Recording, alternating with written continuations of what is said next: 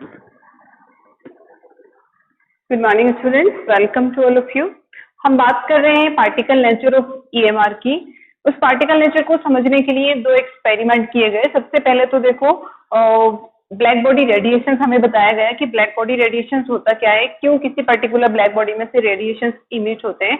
तो उससे हमें पार्टिकल नेचर पता चला कि ईएमआर का पार्टिकल नेचर होता है। फिर उससे हमने प्लांक का क्वांटम थ्योरी देखा। प्लांक की क्वांटम थ्योरी ने ब्लैक बॉडी रेडिएशन को ईएमआर की पार्टिकल नेचर के बेस पर बहुत अच्छे से एक्सप्लेन किया। उसके बाद दूसरा एक्सपेरिमेंट है फोटो इलेक्ट्रिक इफेक्ट या फोटो इलेक्ट्रिक एक्सपेरिमेंट, जो कि हर्ट्ज ने किया था 1887 में।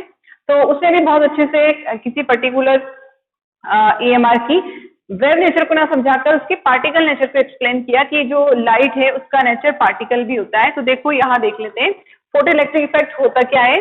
This effect is explained bye hertz in 1887। Instant ejection of electron from a metal when light of particular frequency or wavelength is incident on it। किसी भी metal पर जब आप पर्टिकुलर फ्रीक्वेंसी या पर्टिकुलर वेवलेंथ की लाइट इंसिडेंट करते हो, उस पर मेटल पर लाइट डालते हो, तो उसमें से इलेक्ट्रॉन्स का इजेक्शन होता है। इंस्टेंट इजेक्शन, जैसे ही आपने लाइट डाला और उसी टाइम इंस्टेंट इलेक्ट्रॉन का इजेक्शन हुआ, तो इस इफेक्ट को नाम दिया उसने फोटो इलेक्ट्रिक इफेक्ट।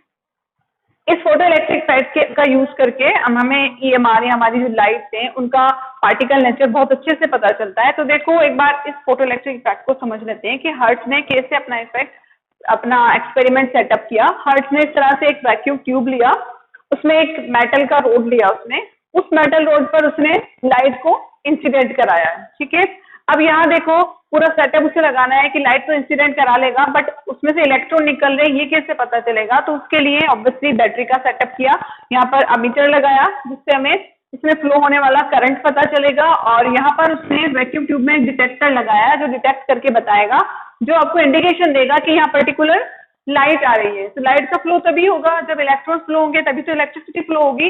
तो ऑब्वियसली यहाँ पर इलेक्ट्रिसिटी फ्लो ही, यहाँ पर अमीटर में हमें पता चला कि यहाँ से इलेक्ट्रिक करंट फ्लो हो रहा है। तो इलेक्ट्रिक करंट क्यों फ्लो हो रहा है लाइट डालने पर? क्योंकि इलेक्ट्रॉन्स निकल रहे हैं, इलेक्ट्रॉन का इंसिडेंट इजेक्शन हो रहा है किसी पर्टिकुलर मेटल में से। तो वही चीज उसने अपना सेटअप यहाँ पर दिखाया उसने।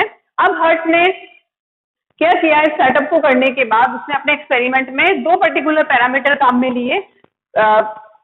एक तो था फ्रीक्वेंसी और दूसरा इंटेंसिटी। उसने क्या किया, लाइट की फ्रीक्वेंसी बढ़ाता गया। ठीक है, एक इंस्टेंट इजेक्शन हुआ, इलेक्ट्रॉन निकले, बट देखो फ्रीक्वेंसी हर एक मेटल के लिए इलेक्ट्रॉन के इजेक्शन के लिए फ्रीक्वेंसी का जो अमाउंट है वो फिक्स है। अब कोई पर्टिकुलर मेटल ले लिया हर्ट्ज ने, उस पर किसी पर्टिकुलर फ्रीक्वेंसी का, मान लो 0 1 2 3 से स्टार्ट किया उसने, उस पर्टिकुलर फ्रीक्वेंसी का उसने लाइट डाला। तो उस पर्टिकुलर मेटल के लिए जब उस फ्रीक्वेंसी की रीडिंग आ गई तभी उसमें से इलेक्ट्रॉन का इजेक्शन हुआ। उससे पहले आप कितनी भी उस पर फ्रीक्वेंसी वाली लाइट डालते रहो, वो इलेक्ट्रॉन का इजेक्शन नहीं करेगा, क्योंकि उसे एक पर्टिकुलर थ्रेशोल्ड फ्रीक्वेंसी चाहिए जिस पर कि वो इलेक्ट्रॉन्स का इजेक्शन करेगा। तो वो फ्रीक्वेंसी बढ़ाता गया, पर्टिकुलर फ्रीक्वेंसी आ गई उस मेटल के लिए और उसने इलेक्ट्रॉन का इजेक्शन किया।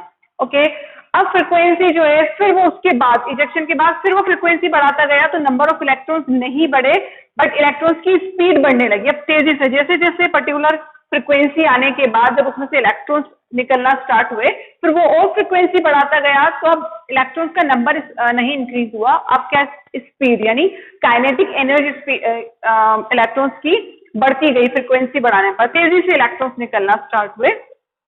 फिर इसके बाद इंटेंसिटी उसने लिया। इंटेंसिटी हम ब्राइटनेस समझ सकते हैं।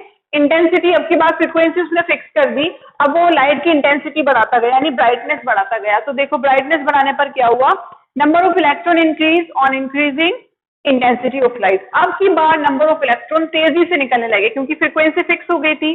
ठीक है, उस फिक्स फ्रीक्वेंसी पर इलेक्ट्रॉन इजेक्ट करना स्टार्ट कर दिया पर्टिकुलर मेटल ने। अब फ्रीक्वेंसी को वहीं पर रोक दिया हमने कि ये फ्रीक्वेंसी आ चुकी है, हमने इंटेंसिटी इंक्रीज करना स्टार्ट किया। तो इंटेंसिटी इंक्रीज करने पर नंबर ऑफ इलेक्ट्रॉन्स भी का जो नंबर है इलेक्ट्रॉन्स का वो भी इंक्रीज होने लगा। तो ये दो फैक्टर लेकर हर्ट्ज ने काम किया। पहला फैक्टर इंटेंसिटी था, पहला फैक्टर फ्रीक्वेंसी था, दूसरा इंटेंसिटी था। फ्रीक्वेंसी बढ़ाने पर इलेक्ट्रॉन्स की काइनेटिक एनर्जी बढ़ी, यानी उनकी स्पीड बढ़ी, तेजी से निकलना स्टार्ट हुए। बट जैसे उसने इंटेंसिटी यानी ब्राइटनेस ऑफ लाइट बढ़ाई तो क्या बढ़ना स्टार्ट हुआ, नंबर ऑफ इलेक्ट्रॉन्स बढ़ना स्टार्ट हुए। तो ये तो था पूरा सेटअप हर्ट्ज का कि हर्ट्ज ने किस तरह से फोटो इलेक्ट्रिक इफेक्ट को एक्सप्लेन किया। ओके, आई होप ये आपको समझ में आया होगा कि फोटो इलेक्ट्रिक इफेक्ट क्या है। अगर पार्टिकल नेचर समझना है तो आपको ये इफेक्ट भी पढ़ना होगा। अब हम आगे चलेंगे, इसको और अच्छे से समझेंगे। फ्रीक्वेंसी का क्या रोल है फोटो इलेक्ट्रिक इफेक्ट में, उसे भी देखेंगे। आप इसको नोट डाउन करो।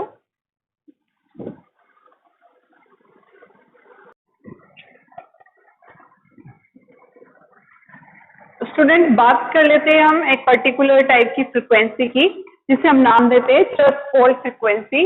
ये फोटो इलेक्ट्रिक इफेक्ट से ही निकल कर आती है। देखो, मैंने आपको बताया कि हर तरह की मैटर के लिए एक मिनिमम अमाउंट फिक्स है फ्रीक्वेंसी का। उससे नीचे अगर आप फ्रीक्वेंसी देते हो उससे कम अमाउंट की, तो आप फोटो इलेक्ट्रिक इफेक्ट हमें देखने को नहीं मिलता, यानी वहां से इलेक्ट्रॉन्स इजेक्ट नहीं होते हैं।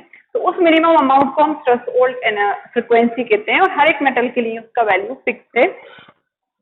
For each metal there is a minimum frequency below which photoelectric effect is not observe, okay, indicated by nu naught. जिस तरह फ्रीक्वेंसी को न्यू से आप रिप्रेजेंट करते हो, उसे न्यू नॉट से रिप्रेजेंट करोगे। ये चीज ध्यान में रखना है कि इस पर्टिकुलर फ्रीक्वेंसी, अगर किसी मेटल के लिए पर्टिकुलर फ्रीक्वेंसी आ चुकी है तभी उसमें फोटोइलेक्ट्रिक इफेक्ट देखने को मिलेगा। उससे मिनिमम फ्रीक्वेंसी की आप कितनी भी एनर्जी, आप कितनी भी लाइट डालते रहो, वो फोटोइलेक्ट्रिक इफेक्ट देखने को नहीं मिलेगा। जैसे पोटेशियम का एग्जांपल इन्होंने लिया, पोटेशियम के लिए थ्रेशोल्ड एनर्जी की वैल्यू फिक्स है 5.0 × 10⁻14 हर्ट्ज। इससे कम फ्रीक्वेंसी की अगर आप लाइट को इंसिडेंट करते हो पोटेशियम पर, तो वहां पर फोटोइलेक्ट्रिक इफेक्ट देखने को नहीं मिलता, यानी इलेक्ट्रॉन्स का फ्लो आपको उस पूरे एक्सपेरिमेंट में देखने को नहीं मिलेगा। अब देखो, ये तो अपना काम कर दिया, हमें हर्ट्ज ने समझा दिया कि फोटोइलेक्ट्रिक इफेक्ट है। उस फोटोइलेक्ट्रिक इफेक्ट की स्टडी आइंस्टीन ने की, फिर हमें बताया कि फोटोइलेक्ट्रिक इफेक्ट को देखने पर पता चलता है कि लाइट की जो नेचर है वो पार्टिकल नेचर है। तो यहाँ एक्सप्लेनेशन पढ़ेंगे हम।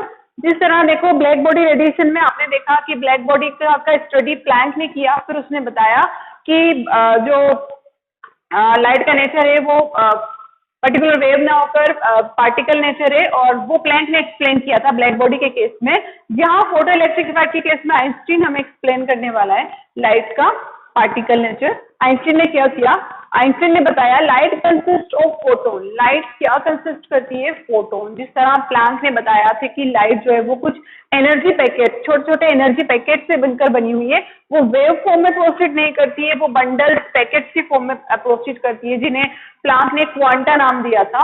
उन्हीं पैकेट्स को, एनर्जी पैकेट्स को यहाँ पर आइंस्टीन ने क्या नाम दिया, फोटोन नाम दिया। ठीक है, ये फोटोन प्लैंक के क्वांटा ही है। तो आइंस्टीन ने बताया कि लाइट जो है वो बनी हुई है फोटोन, छोटे छोटे एनर्जी पैकेट से मिलकर बनी हुई है, और each photon can eject only 1 electron from metal. और एक फोटोन, एक बंडल, एक फोटोन आकर टकराएगा मेटल से और उससे सिर्फ एक ही इलेक्ट्रॉन इजेक्ट होगा। Clear? And energy of each photon, हर एक फोटोन की एनर्जी कितनी हो जाएगी, E = h न्यू। ये इक्वेशन दिया आइंस्टीन ने, हमें याद रखना है, इंपॉर्टेंट इक्वेशन है। इस पर बेस्ट न्यूमेरिकल हमसे करवाए जाते हैं। यानी फोटोन की, एक फोटोन की एनर्जी h न्यू होती है। h यहाँ पर प्लैंक कांस्टेंट है जिसकी वैल्यू फिक्स है, आप पढ़कर आए हो पिछले लेक्चर में। न्यू यहाँ पर पर्टिकुलर फ्रीक्वेंसी होगी। He gave the following equation। उसके अलावा एक इक्वेशन और दिया आइंस्टीन ने, वो इक्वेशन क्या है, h new = the h new not plus half of mv²। Okay, ये भी हमें याद रखना है। इस पर बेस्ट क्वेश्चन भी हमसे पूछ सकता है। यहाँ देखो, h न्यू नॉट को हम क्या बोलते हैं, वर्क फंक्शन भी बोलते हैं। ओके, जो वर्क फंक्शन क्या है, minimum energy required to release electron. किसी भी मेटल के लिए वो मिनिमम एनर्जी जो कि हमें चाहिए इलेक्ट्रॉन इजेक्ट करने के लिए, उसे वर्क फंक्शन बोला जाता है, h न्यू नॉट से समझाया जाता है। यहाँ पर हाफ ऑफ mv² क्या है, काइनेटिक एनर्जी। किसकी काइनेटिक एनर्जी, इलेक्ट्रॉन्स की, यानी कितनी एनर्जी, कितनी स्पीड के साथ वो इजेक्ट हो रहे हैं। तो देखो, ये किसी एक पर्टिकुलर आइंस्टीन के थ्रू दी गई किसी पर्टिकुलर फोटोन की एनर्जी है h न्यू। ठीक है, वो h न्यू किन किन से मिलकर बनी हुई है, h न्यू नॉट और हाफ ऑफ mv² के बराबर। यानी जो पर्टिकुलर एनर्जी किसी फोटोन की है जिसे वो देगा मेटल को, तो मेटल को एक तो दे देगा वर्क फंक्शन की फॉर्म में, ठीक है, हाफ को वर्क फंक्शन की फॉर्म में देगा, यानी minimum energy required to release electron, और बाकी बची हुई एनर्जी जो है वो इलेक्ट्रॉन्स किस फॉर्म में लेंगे, अपनी काइनेटिक एनर्जी की फॉर्म में वो उसका यूज करेंगे। तो ये चीज समझ में आती है। इस तरह देखो आइंस्टीन ने एक्सप्लेन कर दिया कि लाइट जो है वो पार्टिकल की तरह आगे बढ़ती है, तभी तो इलेक्ट्रॉन्स जो है फोटोन बंडल की फॉर्म में, तभी तो इलेक्ट्रॉन्स को निकाल पाते हैं। तो यहाँ से लाइट का पार्टिकल नेचर हमें समझ में आता है। ओके, एक बार इसे नोट डाउन करो, फिर एक क्वेश्चन एक न्यूमेरिकल कर लेते हैं इस पर बेस्ट, ताकि ये बहुत अच्छे से हमें मार्कअप हो जाएगा।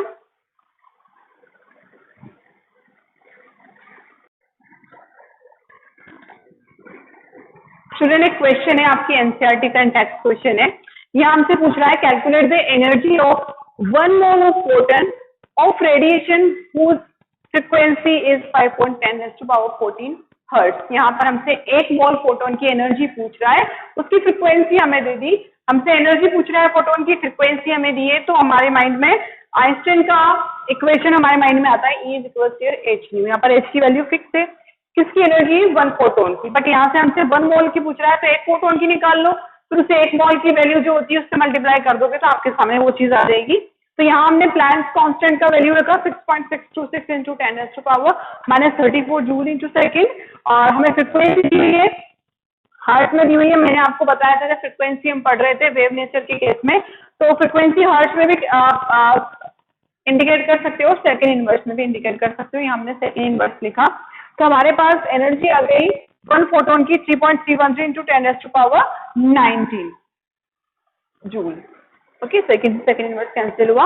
ये 1 फोटोन की है, इसे 1 मोल फोटोन के लिए आपने 1 मोल की जो वैल्यू आती है अवोगाड्रो नंबर, उससे मल्टीप्लाई कर लिया, तो 199.51 जूल में आ रही थी, उसको किलो जूल में हमने कन्वर्ट कर लिया, ओके, पर मोल। तो इस तरह के क्वेश्चन आते हैं। और एक चीज और ध्यान में रखना, यहाँ हमने देखो लाइट के वेव नेचर के केस में हमने एक फॉर्मूला और देखा था, C = न्यू लैम्डा, जहां से हम न्यू की वैल्यू क्या बना सकते हो आप, C/लैम्डा कैलकुलेट कर सकते हो ना। तो अगर आपको दोनों इक्वेशन मिक्स करके भी दे सकता है क्वेश्चन, यहाँ से E = h/nu पूछा है, आपको लैम्डा दे देगा, ठीक है, लैम्डा दे देगा, फिर आपसे फोटोन की एनर्जी पूछेगा, तो लैम्डा देने के बाद फोटोन की एनर्जी पूछता है, तो आप वहां पर आइंस्टीन का इक्वेशन कुछ इस तरह से C/लैम्डा लिखकर भी आप उसको कर सकते हो। तो एक बार इस तरह की प्रैक्टिस करना, क्वेश्चंस देखना इस टॉपिक से रिलेटेड और उनको सोल्व करने की कोशिश करना, इन्हीं न्यूमेरिकल्स पर बेस्ड आएंगे। ध्यान क्या रखना है आपको, यूनिट का ध्यान रखना है कि किसकी यूनिट क्या होती है, कहाँ पर कौन सी यूनिट आएगी। आई होप क्लियर हुआ। Thanks for watching.